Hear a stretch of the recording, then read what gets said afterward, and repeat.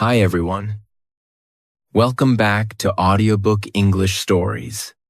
Today we're listening to a sad love story, a classic tale of two young lovers caught between family rivalry and fate. Stay with the chapters, follow the emotions, and enjoy the English along the way. Chapter 1. The Feud. I will not fight, said Samson. But nobody should insult me. If we see any manteaux, they had better be quiet. Or what? Asked Gregory. I'll kill them all. All. Gregory stopped walking and looked at his friend. Every one of them, said Samson. If they are Montagues. Then I'll fight them if they say something to me. They began to walk on toward the square. What if one of the Monu's dogs barks at you? Gregory asked jokingly. Then I'd fight with it. What about women? This time Samson stopped as if to think about the question. It's all the same. If they are manteaux. They are my enemies. And they will know I'm angry. So you'd fight with the women. I didn't say that. Samson explained. I said they'd know I'm angry. I'd fight with the men. After beating them, I would be kind to the women. You mean you'd charm them once the Montague men were gone? Yes. I guess so. But that's not really showing them that you're angry, unless you think charming the women is the same as fighting the men. Isn't it? Samson answered. Either way, it's about showing the Montagues. Who's the boss? I'll beat the men with swords. The women with smiles and pretty words.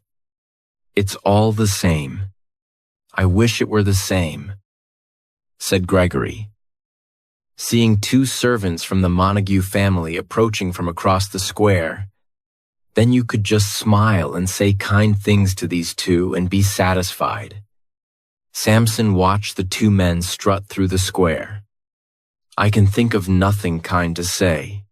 The two men began to walk toward Samson and Gregory, looking at them with angry eyes. They were making nasty remarks among themselves about Samson and Gregory.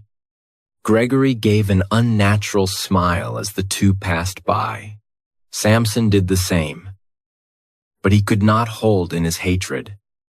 As soon as the men passed, he stuck out his middle finger and went. Ah, the men stopped and turned. Are you giving us the finger? Sir, said one of them.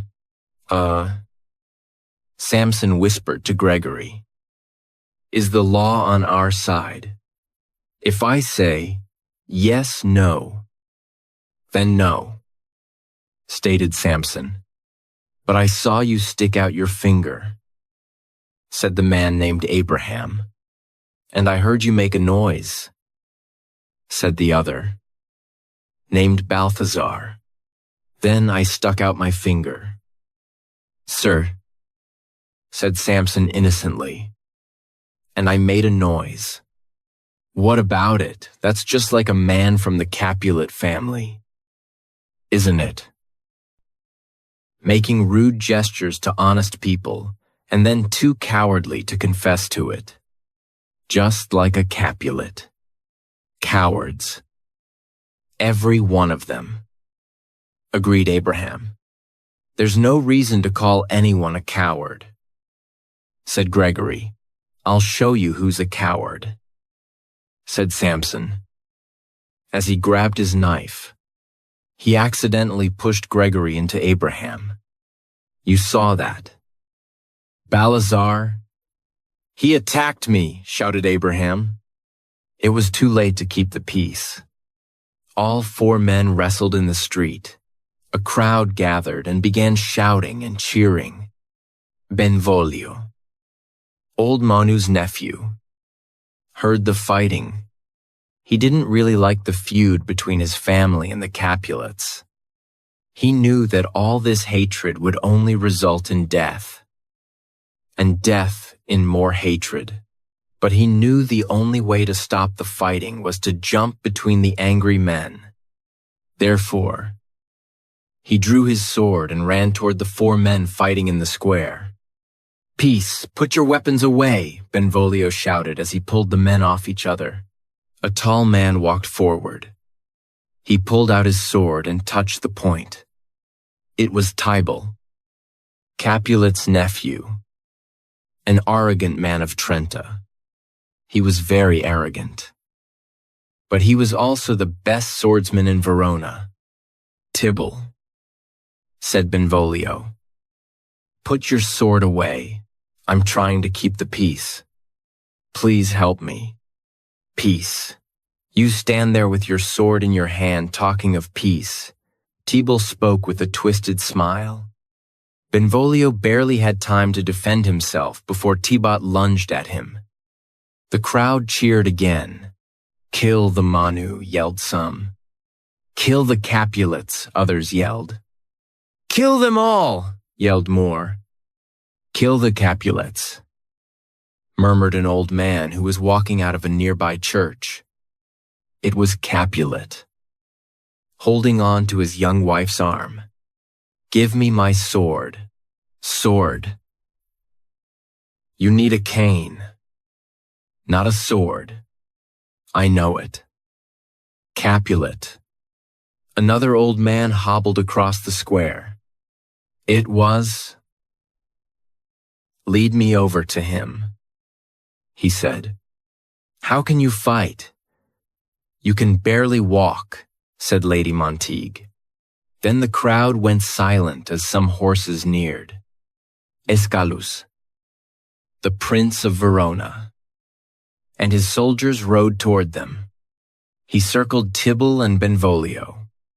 The onlookers hurried off. "Rebels," roared the prince. "Throw your weapons to the ground." Tipton Benvolio did as the prince commanded. "Now," Escalus said, "where are the people responsible?"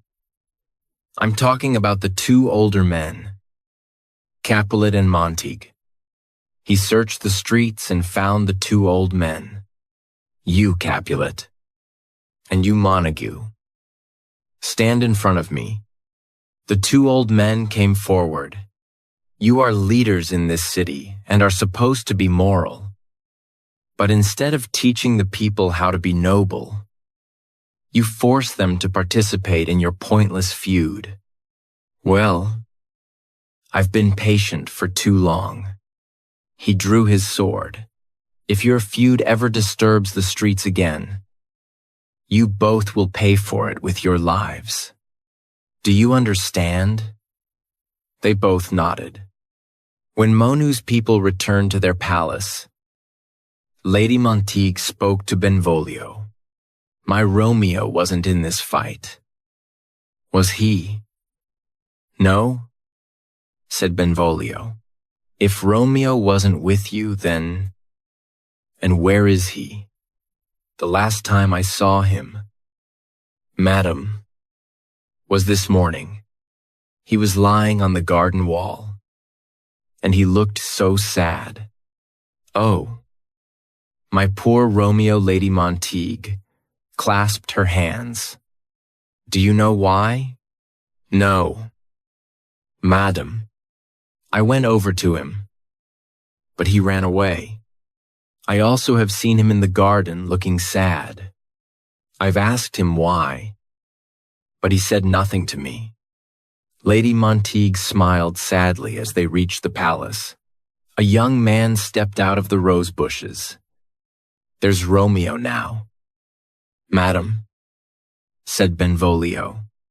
"Should I talk to him again, please?" said Lady Montague. She patted Benvolio's wrist and left with her husband. "Good morning, cousin," said Benvolio. "Is it still morning?" said Romeo, tossing a stone into the fountain. "It is only 9:00. Sad hours pass slowly. Romeo threw another stone. Why do the hours seem so long? I don't have anything to make them short. You mean love, said Benvolio happily. I thought you might be in love. Romeo threw more stones into the fountain. Out, Benvolio wasn't sure what he meant. Was he telling him to go? I don't understand. Romeo. Out, he repeated. I'm not in love. But out of love, the one I love does not love me. Therefore, I'm out of love. Benvolio slightly chuckled at what he thought was a joke. But Romeo had not been joking. Don't laugh at me, he stared at Benno. No. No. Benvolio said, It's just that. Romeo raised his hand. Forgive me. He said, I haven't slept in a day because I've been thinking so much. Then he noticed the blood on Benvolio's face. I didn't even notice that you have been injured. It's nothing, said Benvolio. Just the usual fight with the Capulets. I should have been with you. Maybe I couldn't help. But perhaps one of the Capulets would have stabbed me and put me out of my misery. You aren't serious. But something in Romeo's eyes said he was. I hate to see you like this. Hate, Romeo yelled, grabbing Benvolio. Hate to see me in love, then you hate me. He shook his cousin. Maybe you would rather see me in hate. Is that it Manu's love to hate? Fight. And kill. But whether we love to hate or love to love doesn't matter. It's all the same passion. And it will kill us all the same.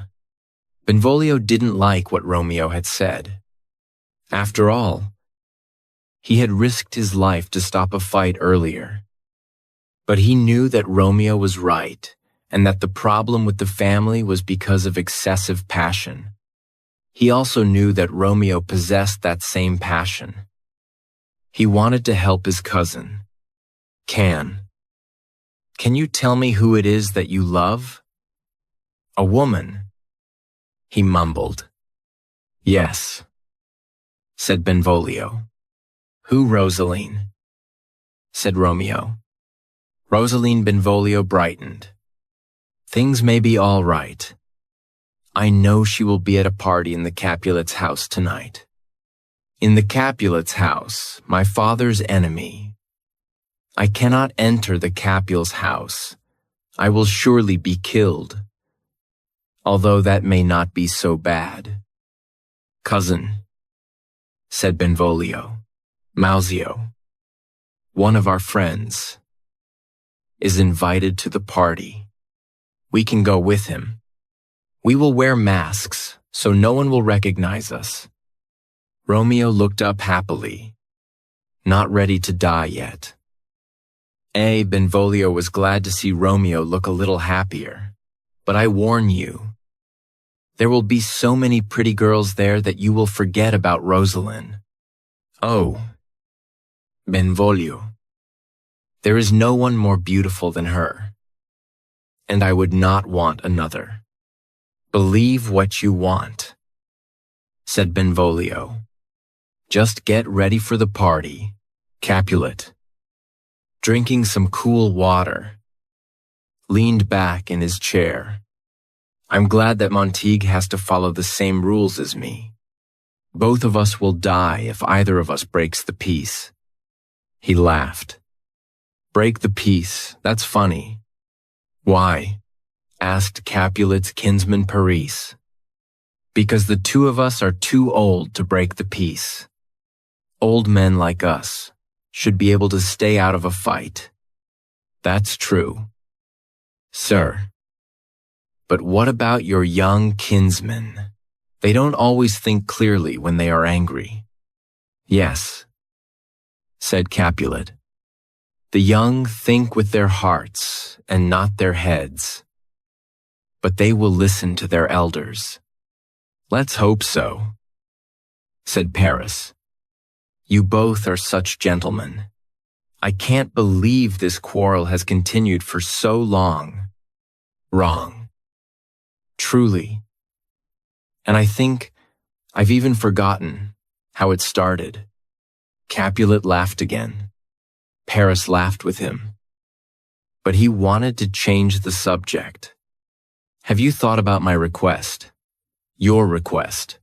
I had almost forgotten, said Capulet. Are you opposed to the marriage? Asked Paris. No, answered Capulet. Though I'm not really for it either. You are a fine young man. But Juliet is so young. Give her 2 more years. Many ladies younger than her are already mothers. Paris gently objected. Because they married too soon, snapped Capulet. But he knew that Paris was right. His wife was Juliet's age when they married. But Capulet wasn't ready to see his only daughter get married. However, there was no reason why she shouldn't get married. After all, she couldn't stay his little girl forever. I think I have upset you, said Paris. You are her father, and you know what is best for her. Wait, said Capulet. Paris stopped. I will agree to the marriage, said Capulet. But the final decision is hers. Come to the party tonight. If she agrees to marry you, then you will have my blessing. Thank you, I will, cried Paris as he walked out of the room. Alone. Capulet looked out the window. He imagined Juliet falling in love, just as he had done. Then he went asleep. Chapter 2. Love at First Sight. Nurse called Lady Capulet. Coming. Madam, yelled the nurse as she ran down the stairs. Where's my daughter? Demanded Lady Capulet. Where are you? Juliet the nurse shouted up the stairs. Juliet appeared at the top of the stairs. Her long black hair looked beautiful. Now, began Lady Capulet. You are old enough to get married. So tell me, Juliet, how would you like to be married? Juliet thought the question was awkward. She didn't want to defy her mother. So she chose her words carefully. I've always dreamed of getting married, she said politely. But I'm still too young to think of marriage. Lady Capulet knew this would be difficult. So she spoke directly. I will be brief. The brave Paris wants to marry you. What do you think? Juliet, spoke Lady Capulet. He will be at the party tonight. Take a good look at him before you answer. I will look, replied Juliet. Lady Capulet couldn't tell if Juliet was happy and wondered if she could love Paris. Come on, yelled Mausio to Romeo and Benvolio. We're going to be late. I thought a man in love could fly here on Cupid's wings. Mario laughed. You're wrong. Mausio. Romeo said, love is burdensome. So a lover's feet are slow. Does that mean you can't dance tonight? Mausio asked. If I was in love, I would dance well. Well, we don't have time to talk. We are already late. I'm sure we've missed dinner. And we'll miss the dance if we don't hurry, said Benvolio. It's okay if we are late, said Romeo. I fear tonight will be a disaster. Okay, said Mausio. We'd better hurry then. I don't want to keep a man in love from his disaster. They hurried down the street and arrived at a gate. Just beyond was a large hall, and they could hear the sounds of music and laughter. "Let's put on our disguises," said Mausio. "Otherwise, the doorman will not let us enter." Since we are Montagues, the three entered the party wearing masks. Mausio and Benvolio joined the dance, while Romeo walked among the crowd of people. He was hoping to see his beloved Rosalind. But Romeo saw someone else. She seemed like a picture. She moved effortlessly, as if she was floating on air. She was so beautiful. She was like an angel. She is so beautiful that she makes the stars shine bright. Romeo mumbled to himself. He walked as if in a trance. Was I really in love before now? He asked himself. No. He answered aloud. No. I have never really seen beauty before tonight. He lifted his mask, hoping the lady would, his face. She did. What's the matter? Asked Paris as Juliet stopped dancing. Nothing. She answered. Something is in my eye. They continued dancing. But Juliet couldn't stop looking at the person she had just seen. Neither could her cousin.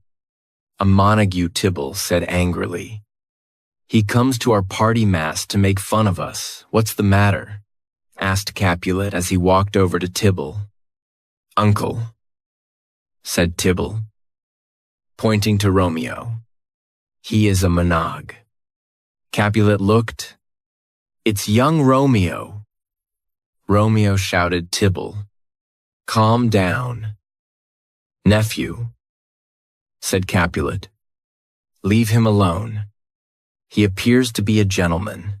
Be patient. And don't think about him. Too late, replied Tybalt. Capulet didn't like that Tybalt was being rude, but he tried to reason with him. It's what I want, he said. Please respect my wishes and be happy. Sad people don't belong at parties.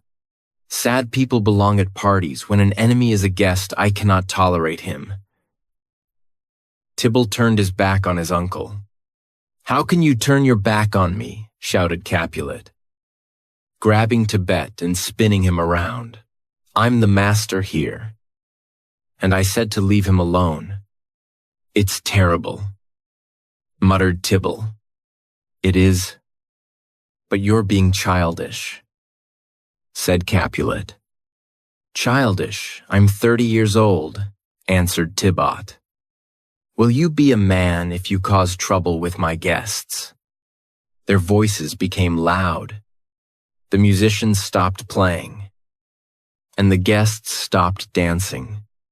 Excuse me, my lady, said Paris to Juliet. If I'm to be your husband, what your family does affects me. I had better see what the problem is. Of course, answered Juliet. But she didn't even hear what he said. It was good that he was leaving. Though, Capulet noticed that they were being too loud. There's nothing to be concerned about. Please continue dancing and having fun, he declared. Then he pinched Tybalt's cheek and told him to go and dance. Tybalt pretended that it was nothing. He bowed to his uncle and walked away bitterly. On the dance floor, Juliet heard a whisper in her ear. The dancing is starting. It said, but follow me. Where to? She turned and saw Romeo, even with a mask on. He was the most handsome man she had ever seen. She followed him to a private spot. Romeo removed his mask and took Juliet's hand. Your hands are gentle, he said. You are like an angel, and I would like to give you a tender kiss.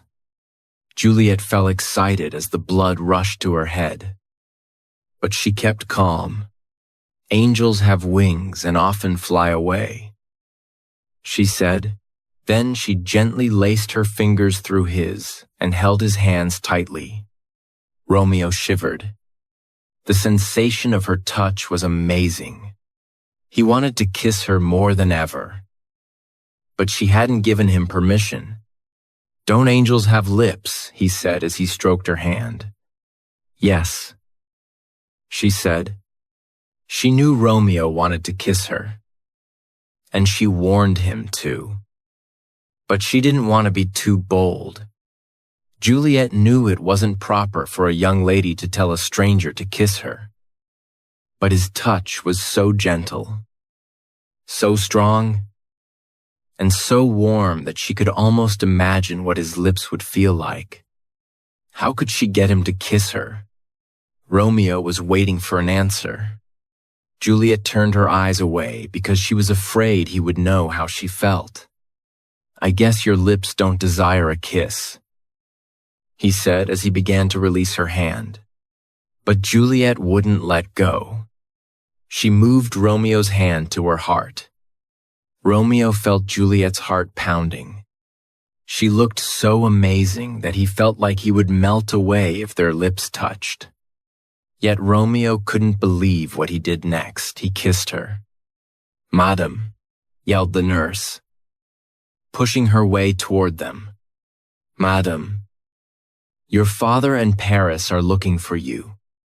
Juliet stepped away, still staring at Romeo. Romeo put his mask back on. "Who is her father?" The nurse recognized Romeo. "This is Juliet, and her father is the owner of this house. She is a Capulet."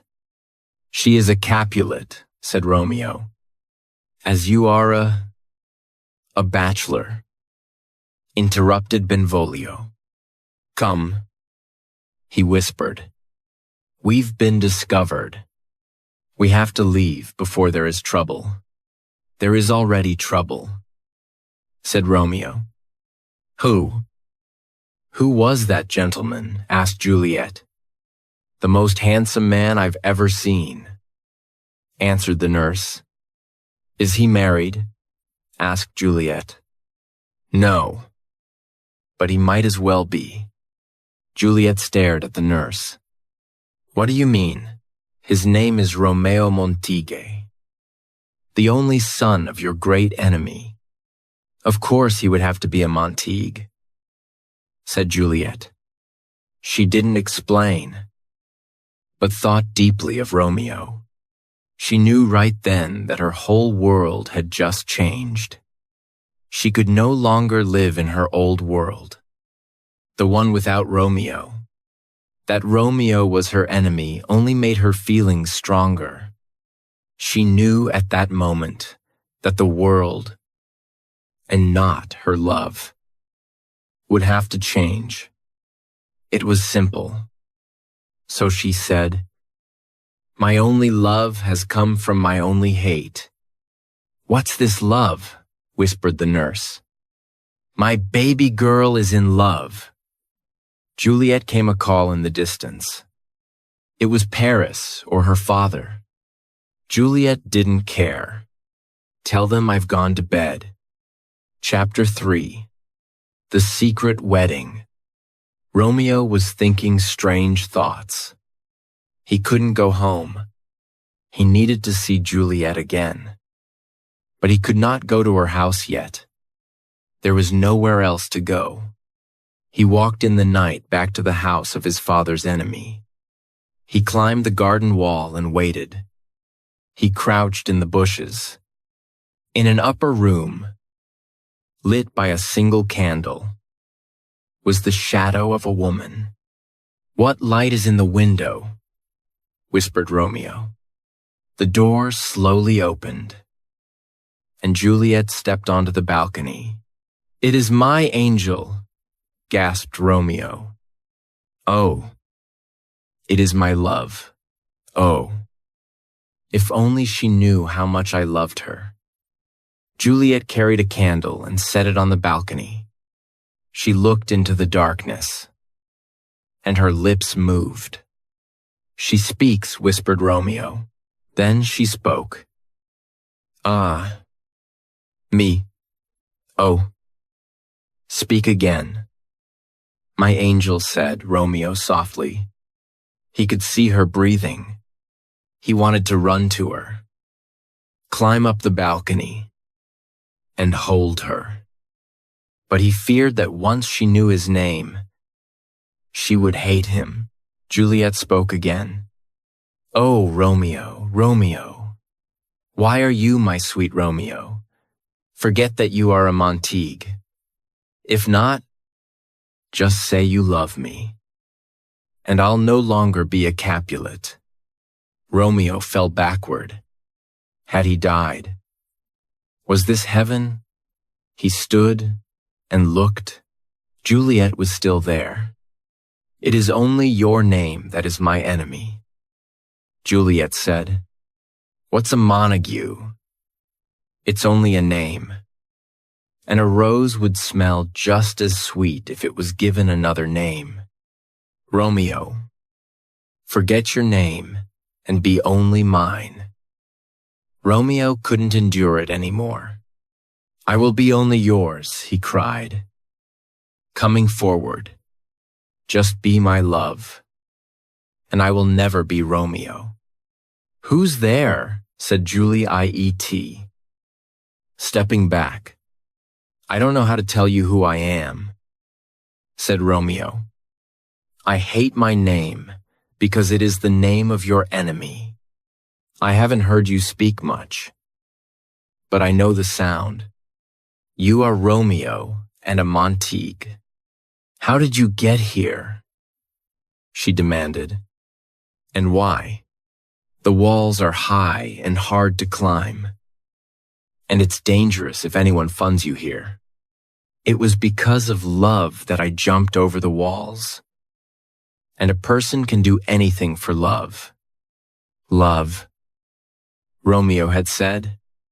"Love." She wanted him to say it again. But she was afraid.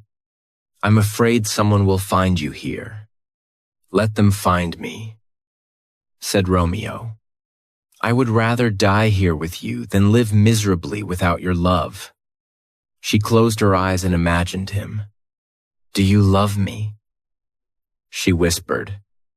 "I love you more than words can say," answered Romeo.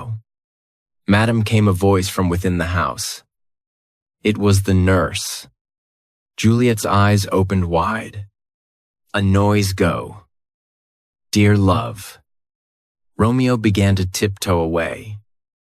But Juliet didn't want him to leave. "No. Stay." Juliet leaned over the balcony.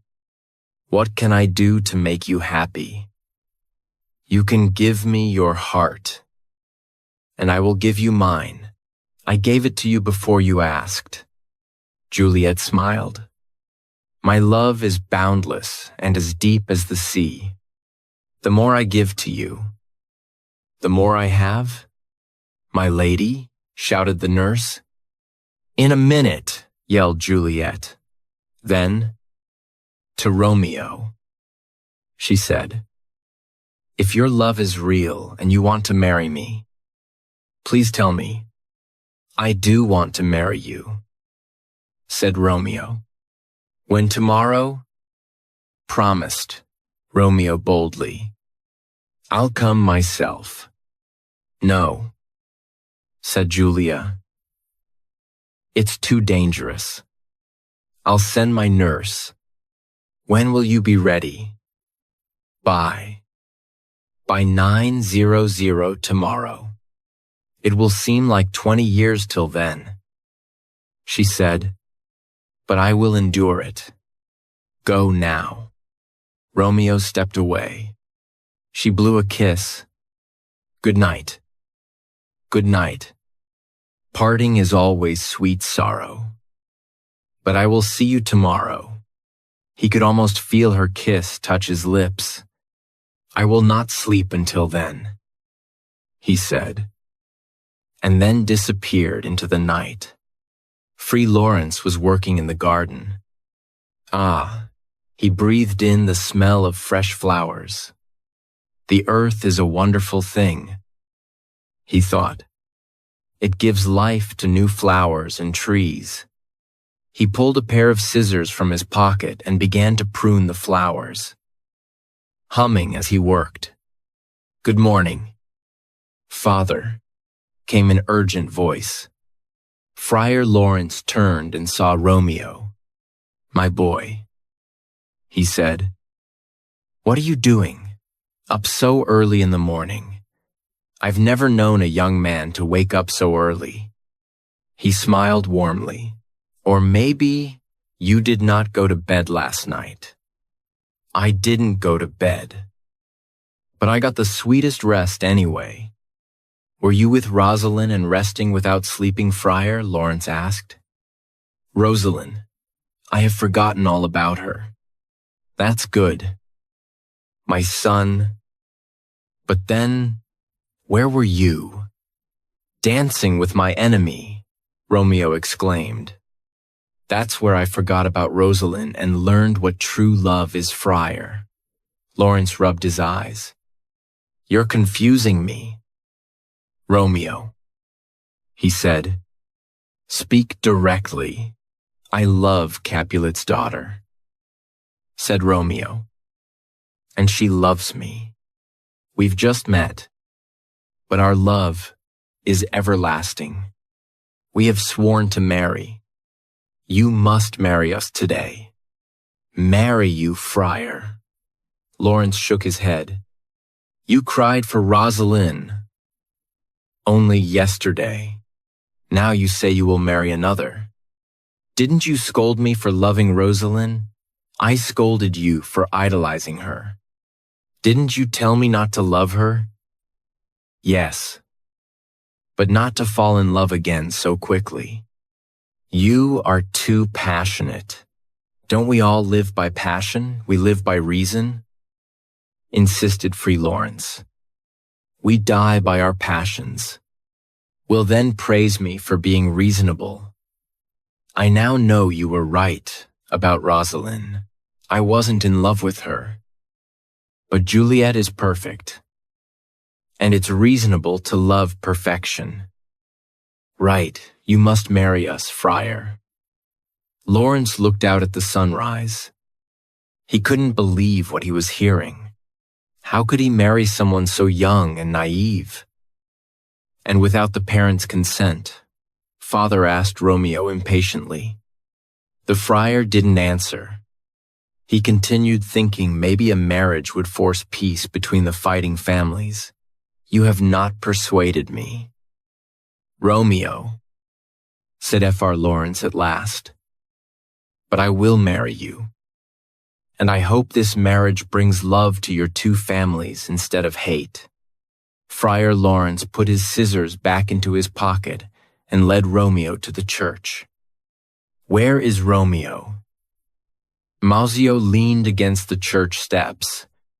"You said he wasn't home when you got there." "No," answered Benv. "But Tybalt has sent a letter to him." "A challenge to fight?" asked Mausio. Benio kicked a stone. "I'm sure Romeo will accept the challenge. Then Romeo will die," said Macchio. "Tybalt is an excellent fighter." Benvolio knew Macchio was right. But Romeo was no coward. If Tybalt challenged him, Romeo would accept, and then Romeo would be killed. Benvolio didn't want to imagine that. "I'd feel better if we knew where he was," said Benvolio. "There is our poor lover now," pointed Mausio. "Romeo," cried Benvolio. "Why did you run away from us last night?" asked Mausio. "I'm sorry," said Romeo. "I had something very important to do." "What were you so concerned about?" "About our friend," said Mausio. "He's been so worried about love lately. We thought he might have done something terrible." Have you seen the letter? Romeo asked Benvolio. Letter. Yes, said Moucio. From the house of Capulet? Your enemy Rome's eyes lit up. From the house of Capulet? What did it say? Why do you sound excited? Asked Benvolio. Is it news? Asked Romeo. I'm so in love. It seems like 1,000 years since I last heard her voice. Where is the letter? What do you mean? Her voice asked Benvolio. Puzzled. He's crazy, said Moucio. And I must be too. He rubbed his eyes. Is that an elephant coming toward us? They all looked up and saw Juliet's nurse walking toward them. Oh, I see, said Moucio, loud enough for the nurse to hear. It's just a fat lady, fat lady. The nurse turned red with anger and ran toward Moucio. You have no manners. Stop this, yelled Benvolio. Both of you calm down. I was looking for young Romeo here, but I'm sad to see him with such rude men, said the nurse. Take him with you, said Makush. A man in love is not good company for bad-mannered men like us. What can I do for you? Madam asked Romeo. Can I talk to you in private? Sir, asked the nurse. They stepped aside. The nurse studied Romeo. My young lady has told me everything. I have a message from her. But first, she is so young. So, do you only pretend to love her? Pretend, protested Romeo. I cannot pretend with Juliet. I have discovered myself, my heart, my mind, and my soul belong to her. The nurse no longer doubted Romeo. She looked into his dark eyes. He was so handsome. Romeo interrupted her stare. Are you happy with my answer? She blushed. My lady loves you. And she is very precious to me. What is important to her is important to me. Oh dear, Rome, she said. You're going to make Juliet very happy. Romeo smiled. I plan to, he said. I've talked with Friar Lawrence, and he has agreed to marry us. Create a plan and bring Juliet to the church so we can be married. Married? Said the nurse. How beautiful, bring her as soon as you can. Juliet paced back and forth in her bedroom. She was so impatient. I sent her so long ago. She thought, why is she so slow? She sat down, but stood up again. The nurse had been gone for over 3 hours. How long does it take to walk to the town square? The door blew open, and Juliet heard footsteps coming up the stairs. Oh, here she comes, cried Juliet. She opened her bedroom door. Oh, what happened? She begged. Did you meet with him? Why do you look so sad? Just a minute, said the nurse as she reached the top of the stairs. I'm out of breath. Juliet shook her. Tell me, is it good news or bad news?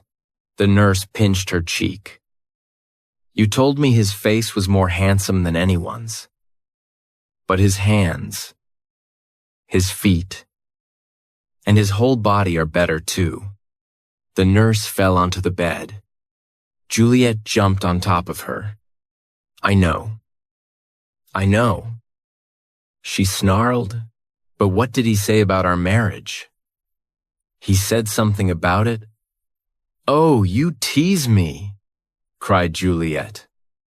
Am I going to be married today or not? The nurse grinned.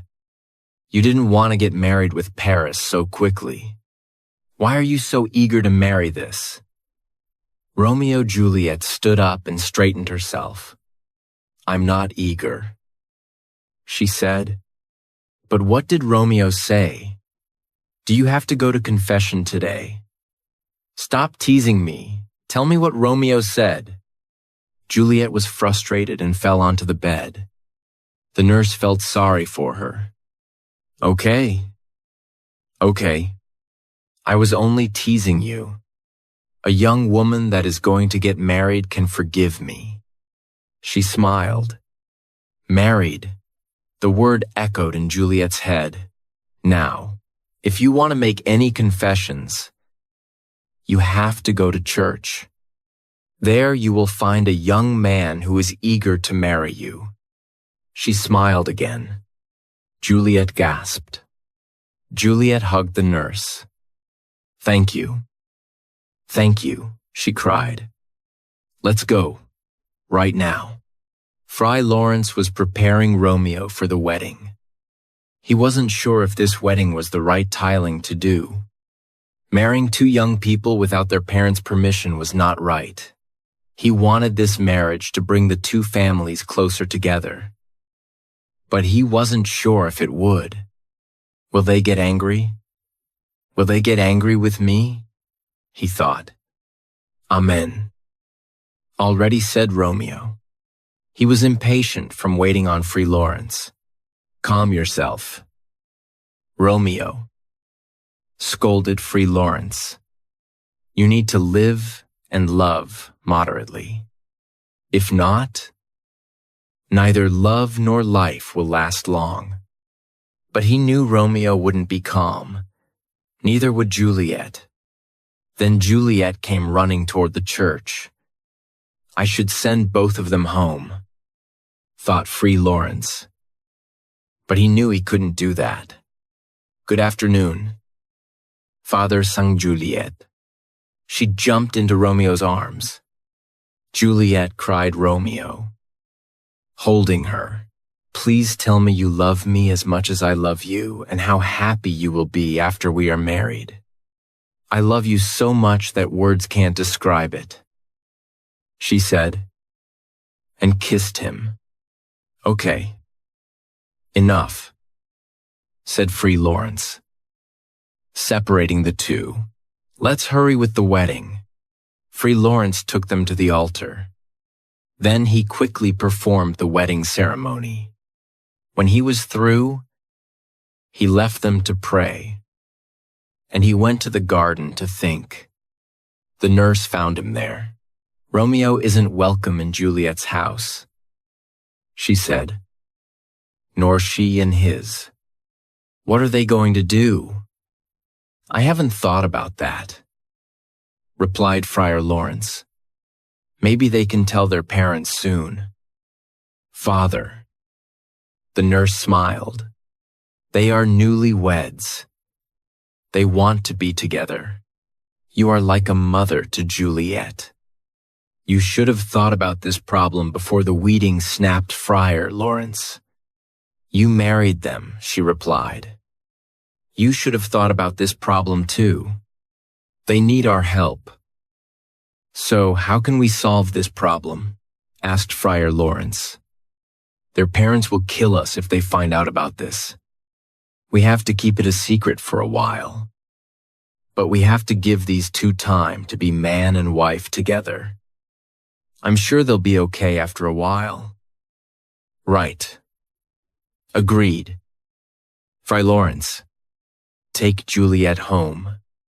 I'll help Romeo find a way to go into her bedroom tonight. That should solve the problem for a while. We'll worry about the parents later. Chapter 4. The Sword Fight in the Square. A messenger came and gave Benvolio some news. It was the Capulets. They were looking for Romeo. Tybalt is really angry. Benvolio said to Mausio, I think we should get out of here. I won't go, said Mausio. I don't want to be here when they come, insisted Benvolio. I don't want to get into a fight.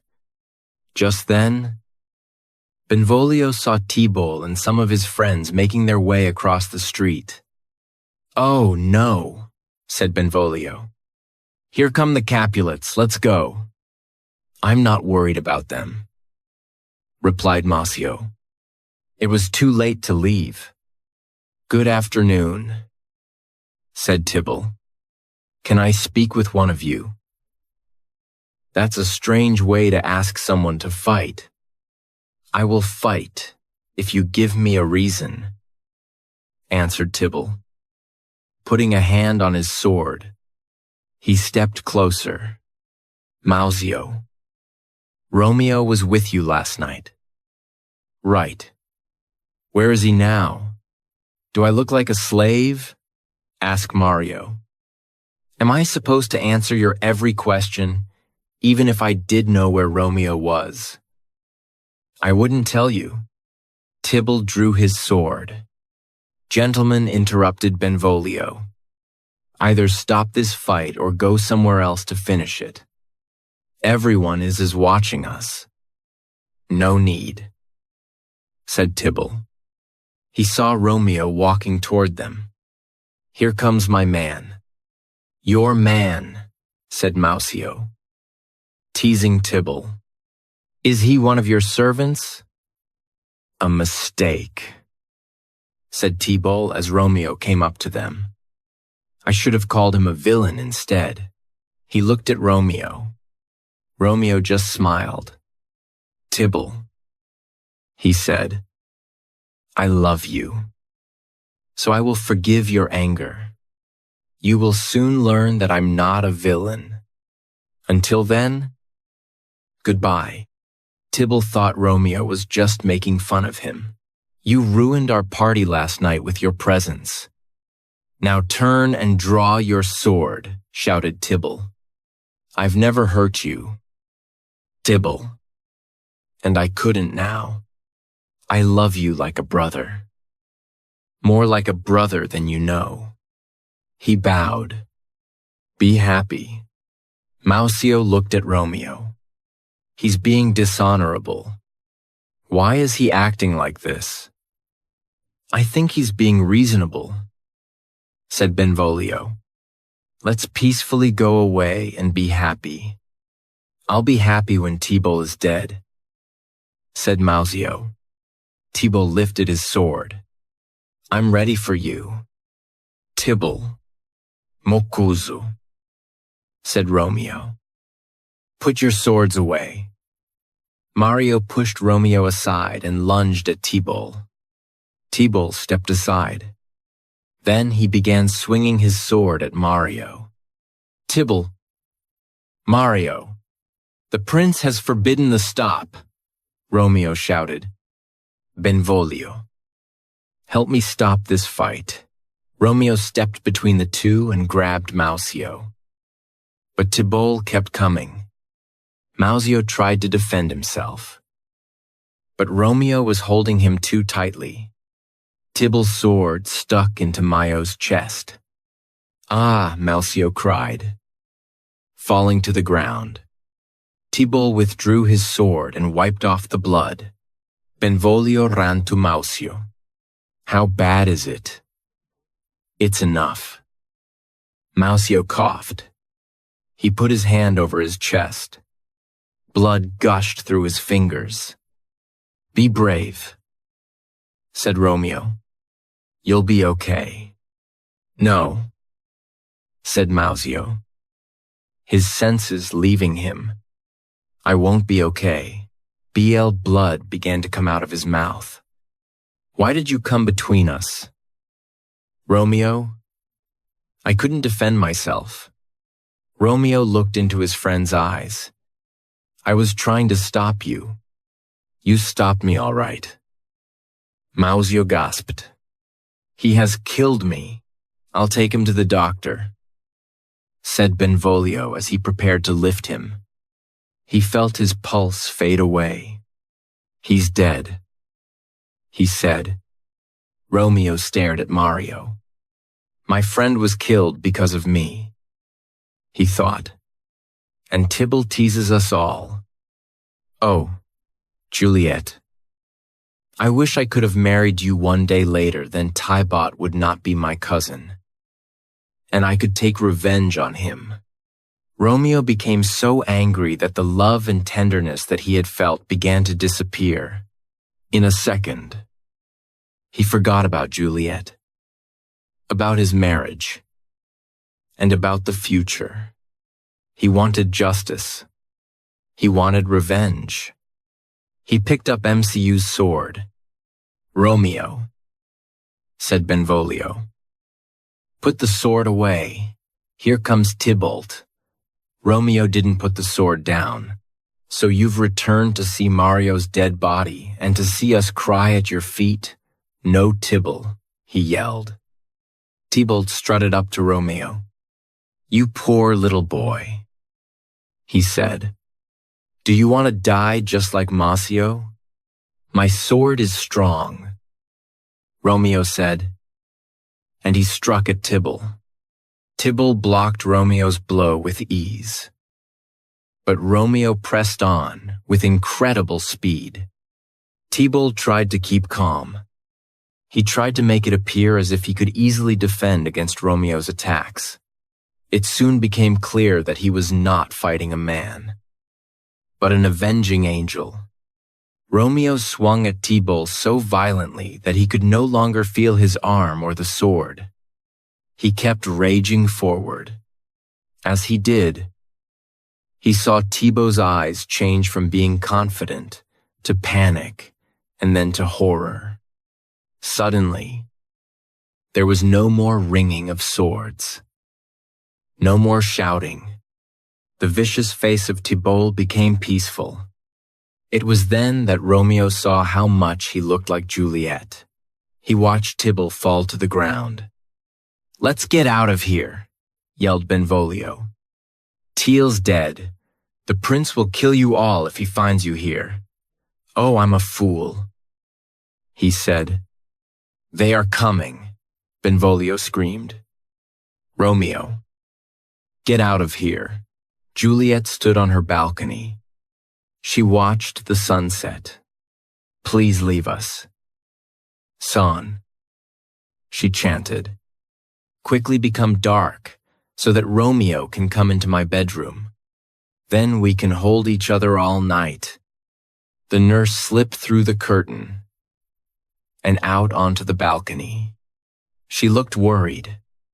Juliet knew something was wrong. What's the matter? He's dead, she said.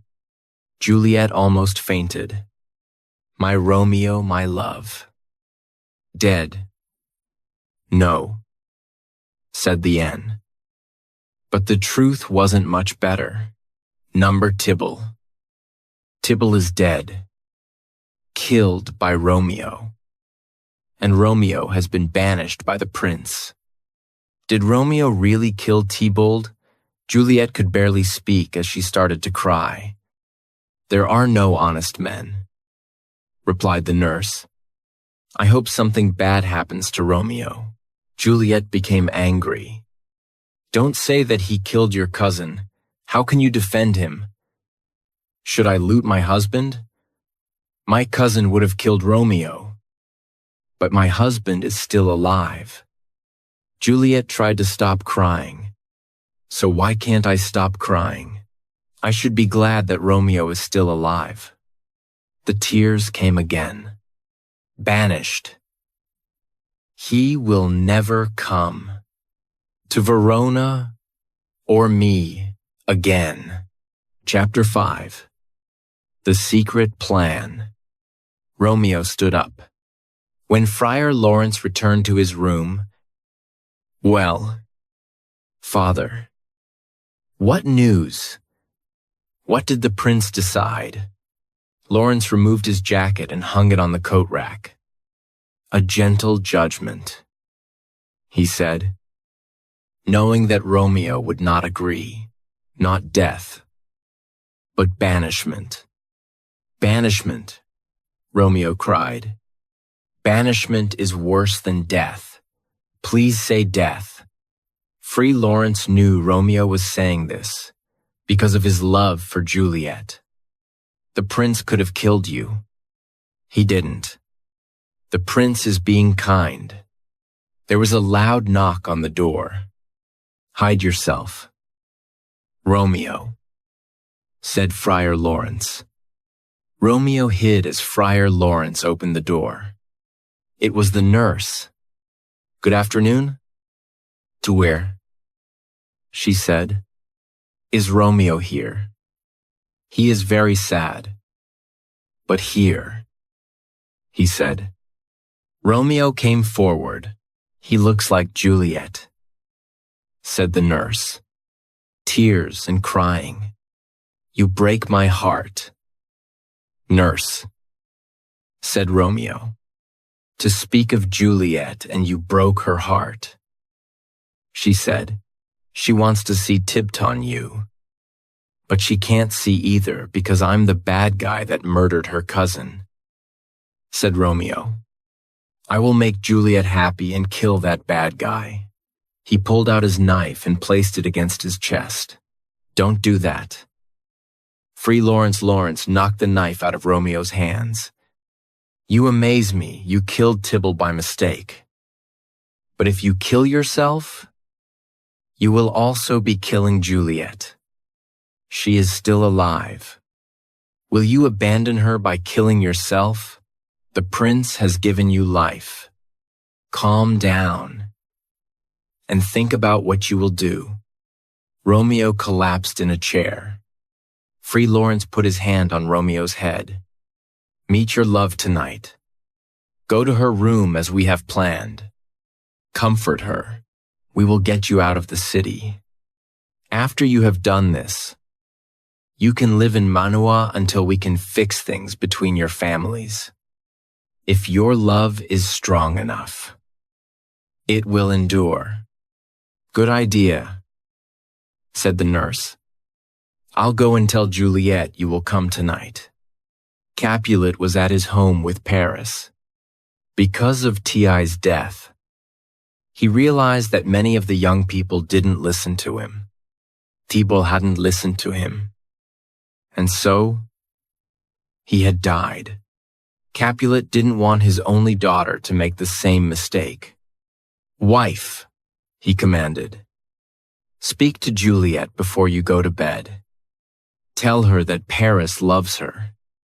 Tell her that on Thursday, 3 days from now, she will marry Paris. Lady Capulet bowed and left. Is this okay with you? Capulet asked Paris. Of course. I only wish that we could marry tomorrow. He answered. Upstairs. In Juliet's bedroom, Romeo kissed his lover's lips. Why do you have to leave so soon? Juliet asked. I must go and live. Or stay and die. Stay. And we will die together, she said as she hugged him. He kissed her again. I will. If you will. My lady, whispered the nurse as she opened the bedroom door. Your mother is coming. Goodbye. My wife. My love, said Romeo. One more kiss, and I'll leave. He moved her hair and kissed her forehead. My husband, said Juliet. I must hear from you every day. Goodbye. Ho, said again. I'll write you every day. When will we meet again? Soon. Hurry, cried the nurse. I'm frightened, said Juliet. Trust me, Romeo said. He kissed her and climbed down the balcony. How are you? Juliet Lady Capulet asked, opening the door. I'm not well, said Juliet. Dressing quickly. Still crying over your cousin's death, Lady Capulet asked. We are all upset. Her mother then gave her the news next Thursday morning. You will marry Paris at St. Peter's Church. No, I will not. Juliet yelled before she had time to think about what she was saying. Lady Capulet was angry. You disobey, I mean? Juliet said. It is impossible. Footsteps were coming up the stairs outside the bedroom. Your father is coming. Tell him yourself. Capulet came into the bedroom.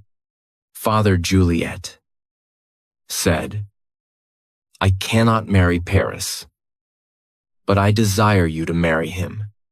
Capulet said, I understand, but I cannot do. My desires mean nothing to you. They are very important to me, but I'm unable to marry Paris. How can you disobey me? Yelled Capulet. Am I the master of this house? You will marry Paris next Thursday, please. Father, cried Juliet, falling and grabbing her father's ankles. You've always let me make my own decisions. Please let me make my own decision now. Decisions. I'll give you a decision to make. Marry Paris next Thursday. Or never look at me again. Don't speak. Just do it, he said. Juliet cried and held her mother. Lady Capulet pushed her away. Your father is only doing what's best for you. Don't speak anymore. She left Juliet alone with the nurse. How can we prevent this? Say something. What can I do? The nurse didn't have an answer. She knew if Juliet was gone, she would have no job and wouldn't be able to support herself. Nurse pleaded Juliet. All right, she said. Here is my advice. Romeo's banished and can never come back. He's the only one that knows you're married. Well, I know, and Friar Lawrence knows. But we won't say a word. Do you understand if you marry Paris? Only Romeo can challenge the marriage. But he won't, because he will never come back to Verona. Juliet was shocked. Are you serious? She looked into the nurse's eyes.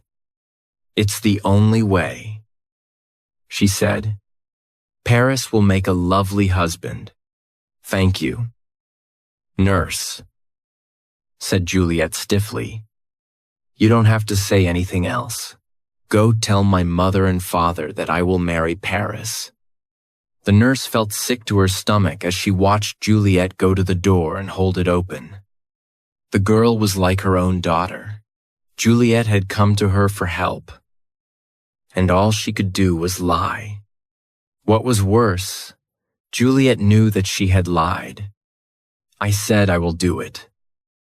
Nurse, said Juliet, crossing her arms. So you may go. I will go to Fry Lawrence in the morning and confess my sins. Meanwhile, Paris was at the church talking to Fry Lawrence. Thursday is too soon, said the friar. That's what her father wants, said Paris. But what does Juliet say? She is too upset because of her cousin's death. Paris explained. But her father says she will marry me. I'm sorry, said Fry Lawrence. But you are hurrying this wedding. And you don't even know what Juliet thinks. I don't like it. Friar Lawrence, came a voice. Friar Lawrence looked down the path and saw Juliet running through the garden. Oh, someday she will call my name and run to me like that, said Paris. Friar Lawrence ignored him. What is it? She froze when she saw Paris. Nothing, Father, she said. I have come to make confession. Hello, Juliet. Paris bowed. Juliet bowed and looked at Friar Lawrence for help. Perry, he said, you must give us time alone. Of course, he said. Juliet, I will see you on Thursday. He waved goodbye and walked away. Oh, Juliet, said Friar Lawrence, I hear you must marry Paris on Thursday. Juliet looked at him. Certainly, Fry. You will prevent this from happening. Friar Lawrence looked at Juliet. Please understand. I see how it is, said Juliet. First, my nurse, and now you. You married Romeo and me. But now you won't prevent this second unlawful marriage. She angrily walked away, but stopped short and turned. You amaze me.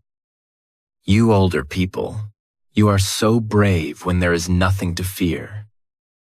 But when there is trouble, you run away. Is this the wisdom of older people? Well, I was prepared for this. She pulled out a knife. Juliet exclaimed, Friar Lawrence. What are you doing? She put the knife against her heart. Since you will not help, this knife will solve our problem. Wait, cried Free Lawrence. There is another way. How Fry Lawrence thought quickly. Here, he said, pulling some flowers from his garden. I will make a potion from these flowers. The drink will cause a death-like sleep. When you are at home alone in your bedroom, drink this potion. You will feel cold and sleepy. Even your pulse will stop. Later, when your family takes your body to your family tomb, I will come and get you. I'll tell Romeo of this plan by letter. He will come too. Don't be afraid. A determined look came over Juliet's face. Give it to me. I'm not afraid. Friar Lawrence went into his kitchen and prepared the poison. The nurse put Juliet's wedding dress on her bed. You'll be a beautiful bride, she said. Paris is a lucky man. Capulet and his wife stood on the side. Juliet looked at them. I'm happy to have a great father and mother. She gave a half smile and bowed. You are a perfect lady, said Capulet. Juliet moved the wedding dress and sat down. Please excuse me and leave me alone for the night. I must pray. Let's go. Leave her to pray, said Capulet. Daughter, you have made me very happy. He hobbled out of the bedroom. Should I wait beside you tonight? The nurse asked. Thank you.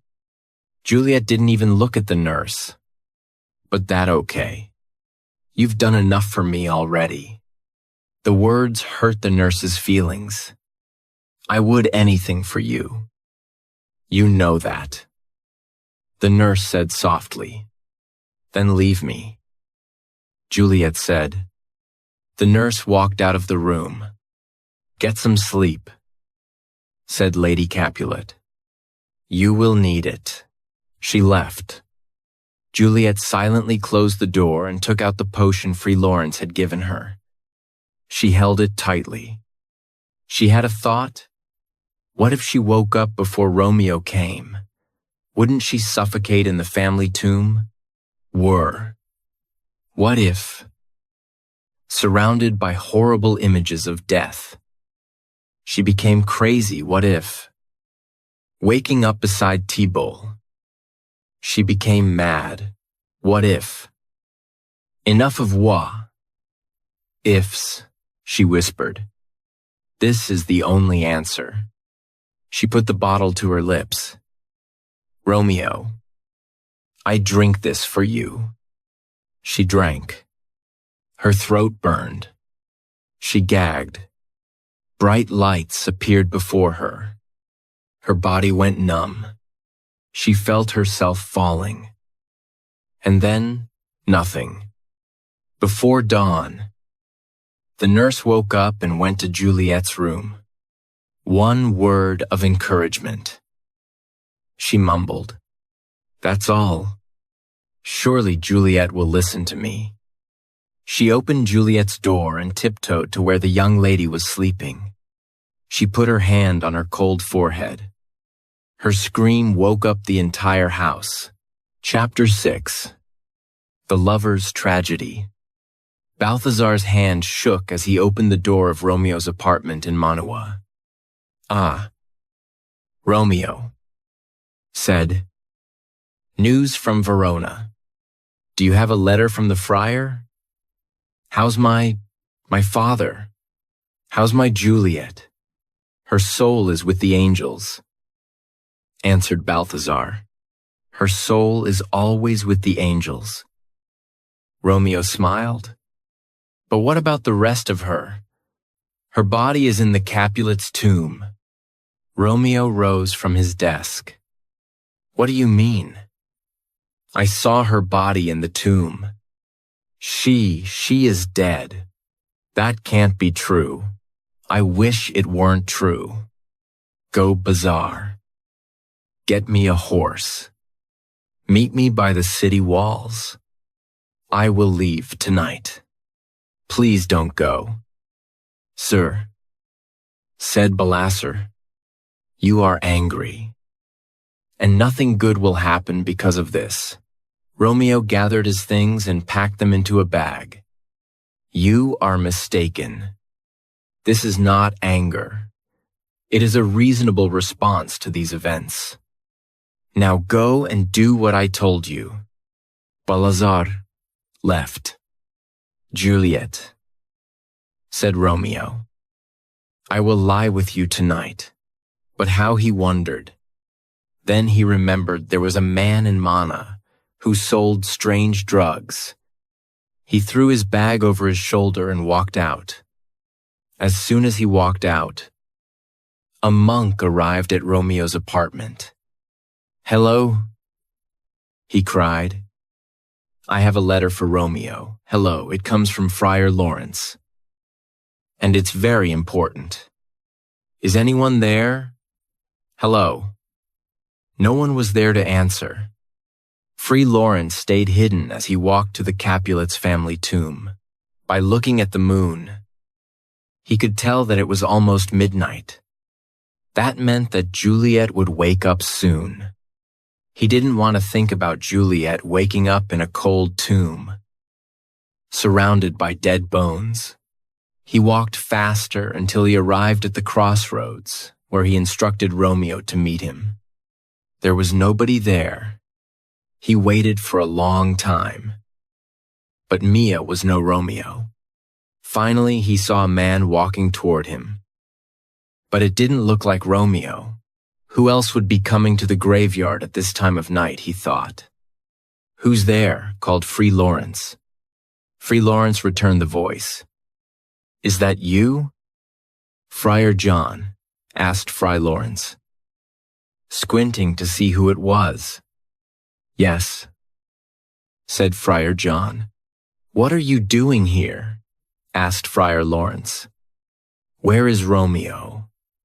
"That's what I came to talk to you about." "Did you take the letter to Romeo?" "I never got the chance to," said Friar John. "I was stuck at the customs house. By the time I got to Manua, Romeo was gone." "Oh no," said Free Lawrence. "I'm sure he is here about Juliet's death by now and has, dear God." "What has he done? You seem upset." "My brother. Go to my house." Free Lawrence said, "Wait there in case Romeo shows up. Tell him Juliet is alive." Friar John didn't really understand, but he did as he was told. "Wait here with the torch," said Paris to his servant. The servant went to the side of the road while Paris went to the Capulet's tomb. He dropped flowers in front of the tomb. "This," he told himself. "I will do this every night to show how much I loved Juliet." As he dropped the flowers, he heard his servant whistle. Was it a ghost? Paris looked across the graveyard and saw a man approaching. He hid himself behind a large tombstone. It was no ghost, thought Paris. It was Romeo with a crowbar. The man who killed Tybalt. Now he has come to destroy the tomb. Not when I'm here. Romeo started to open the door with the crowbar. Stop right there, villain Paris commanded. Stepping forward. Don't try to stop me, Romeo said, without looking up. Leave me alone. The door groaned. Open. Paris grabbed Romeo by the arm.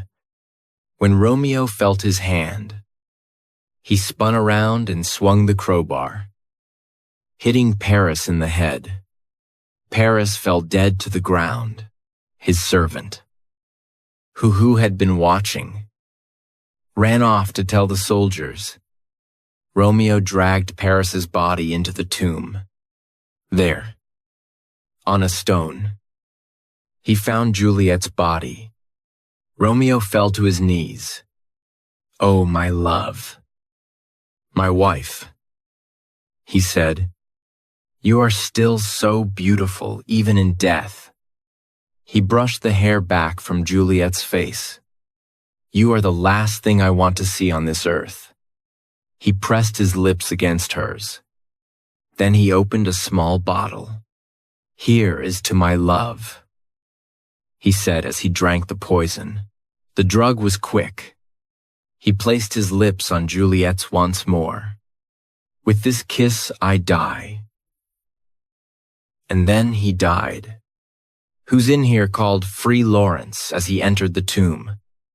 He lifted his torch and saw Paris dead on the ground. Then he saw Romeo dead at the base of the stone where Juliet was lying. If only I had been here 1 hour earlier. Then I could have saved them both, he mumbled. Juliet groaned. And now, Lady awakes. Juliet rose up and so for Lawrence. Dieu den veer, she said. Where is my husband? Horses could be heard in the distance. I hear some noise, said Friar Lawrence. Let's leave right away. Where is Romeo? Demanded Juliet. They could hear voices coming closer. I cannot stay, whimpered Free Lawrence. Romeo is dead on the ground. Paris is also so dead. Now, come on, you may go, she said, kneeling to examine Romeo. My lady, I have to go. Then go, Juliet said. But I cannot. Free Lawrence looked at Juliet and then ran out of the chime. What's this thought, Juliet? A bottle in Romeo's hand. It's poison. She looked at the bottle. You drink it all and didn't leave any for me. She took the knife from Romeo's belt. I cannot live without Romeo, she said, and she stuck the knife into her heart. She fell on top of Romeo just as the prince rushed in. Montague followed him in. And so did Capulet and his wife. The peace in my city has been broken. The prince looked at the two old men. I'm sure that this is because of the hate you have between your two families. More torches were brought in. What happened here? Demanded the prince. A captain entered and whispered into the prince's ear. The prince nodded. All right then. Bring the suspicion man in. Two soldiers dragged in Free Lawrence and threw him on the ground. Fr. Lawrence pleaded. I know I look guilty, but I didn't murder anyone. Then what happened here? Asked the prince. Free Lawrence told them everything. He told them how he had married Romeo and Juliet. Everyone gasped. When old Capulet said he wanted her to marry Paris, "She came to me for help," said Free Lawrence. "I gave her a drink to make her sleep. She would have killed herself there in my room if I hadn't." "If continue," said the prince. "I tried to tell Romeo, but my letter arrived too late. When I came here to get Juliet, Romeo had already arrived. He didn't know that she was just sleeping, so he killed himself. He looked at Paris's body. I guess Paris died trying to stop Romeo from entering the tomb. I tried to get Juliet to leave, but she wouldn't." "Why didn't you stay with her?" asked Capulet. "I was afraid." "I'm a coward," he cried. "Enough," the prince said. "It's true. You should have helped these young people. But it's not your fault," said the prince. He turned to Capulet and Montague.